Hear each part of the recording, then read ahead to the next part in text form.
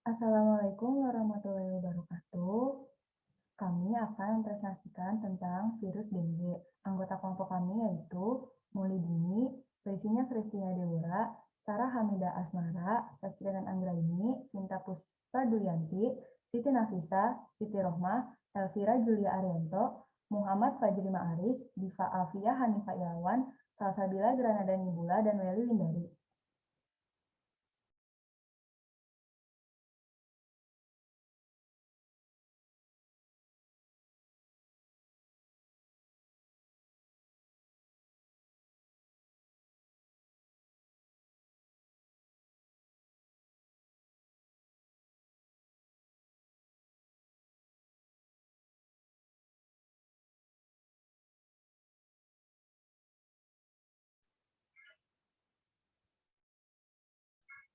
Virus dengue merupakan mikroorganisme sangat kecil dan hanya dapat dilihat dengan mikroskop elektron yang merupakan penyebab penyakit demam berdarah. Virus hanya dapat hidup di dalam sel hidup, maka demikian kelangsungan hidupnya virus harus bersaing dengan sel manusia yang ditempati terutama untuk kebutuhan protein. Apabila daya tahan tubuh seseorang yang terkena virus tersebut rendah, sebaiknya akibatnya jaringan sel akan rusak. Apabila virus tersebut berkembang banyak, fungsi organ tersebut baik, maka akan sembuh dan timbul kekebalan terhadap virus dengue yang pernah masuk ke dalam tubuhnya. Penyakit demam berdarah mengenai seseorang melalui gigitan nyamuk Aedes aegypti. Nyamuk yang menularkan penyakit adalah nyamuk biasa. Nyamuk betina memerlukan darah manusia atau binatang untuk kelangsungan hidupnya dan berkembang biak.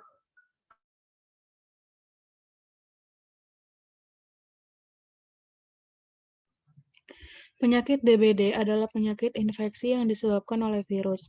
Seperti halnya virus lain, sebagian besar penderita sembuh dengan sendirinya, diobati maupun tidak diobati, oleh karena penyakit virus bersifat self-limiting disease.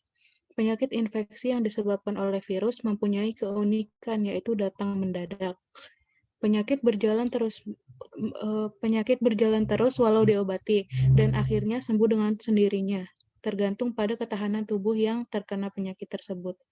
Jadi apa gunanya diobati? Sebenarnya yang diobati adalah gejala yang timbul sebagai akibat ulah virus yang berakhir timbul gejala demam, shock, maupun pendarahan.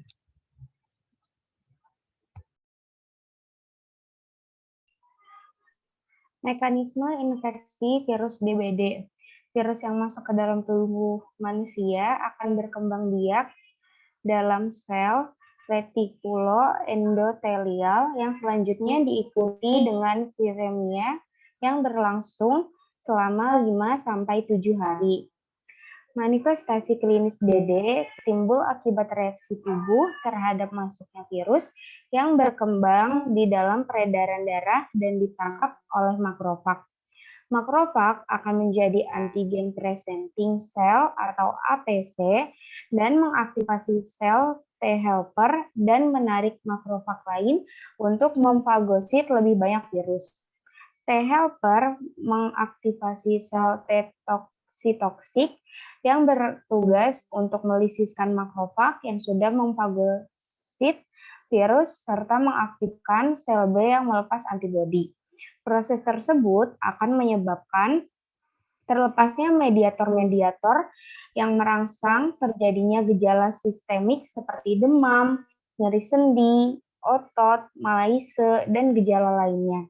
Infeksi tersebut akan menyebabkan munculnya respon tubuh berupa humoral maupun selular, yaitu antibodi netralisasi, antibodi hemaglutinin, dan antibodi komplement. Antibodi yang muncul pada umumnya adalah imunoglobin G atau IgG dan imunoglobin M atau IgM.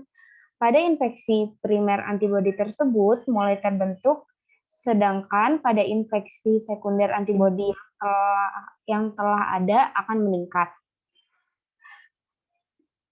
Infeksi primer IgG meningkat sekitar demam hari ke-14.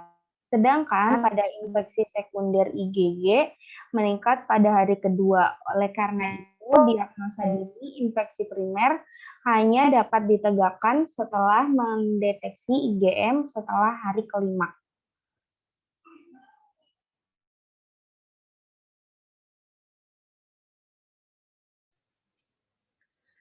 Antibiotik pengobatan. Antibiotik yang digunakan yaitu adalah cefadroxil, di mana antibiotik ini yang akan menghambat perkembangan bakteri. Pemberian antibiotik ini sekitar 4-6 hari.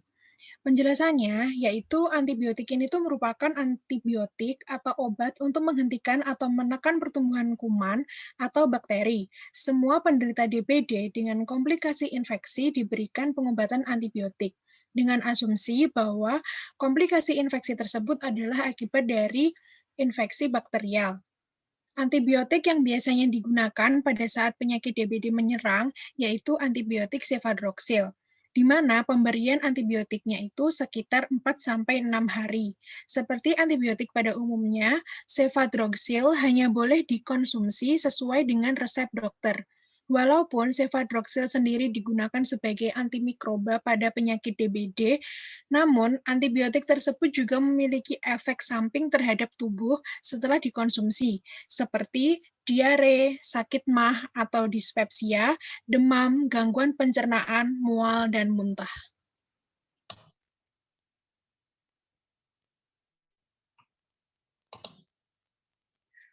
Bagaimana mekanisme antibiotik dari pengobatan virus DBD? Nah, cefadroxil adalah obat yang bekerja dengan menghambat pembentukan protein yang menyusun dinding sel virus. Obat ini akan merusak ikatan yang menahan dinding sel untuk membunuh virus-virus penyebab penyakit.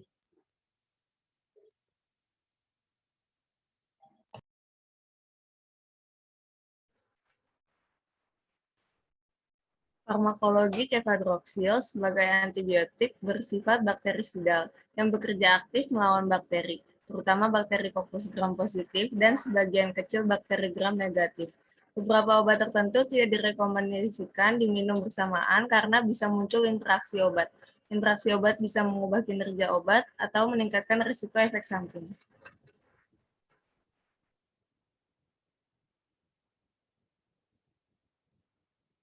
Perlu dipahami bahwa beberapa jenis obat dapat berinteraksi dengan antibiotik ini melalui dua cara, yaitu obat cefadroxil menghambat cara kerja obat lainnya, atau obat lain yang justru menghambat cara kerja obat cefadroxil.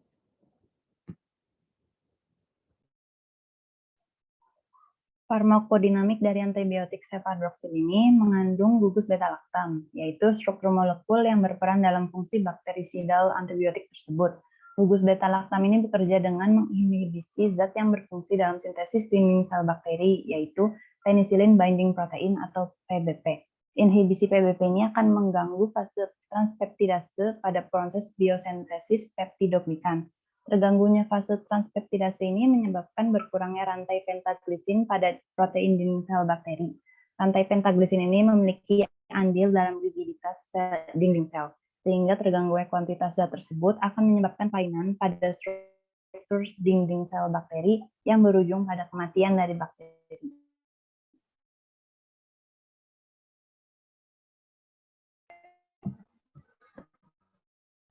Sekian persentasenya. Warahmatullahi wabarakatuh.